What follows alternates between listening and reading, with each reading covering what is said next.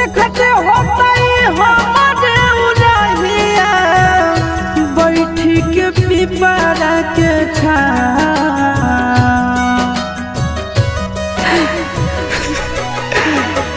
देखते होता हमारे उड़हिया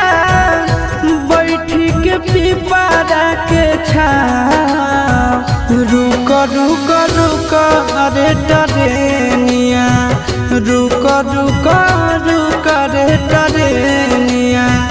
ले ले चल जनुआ के गाँव रुक रुक रुक रे टरेनिया।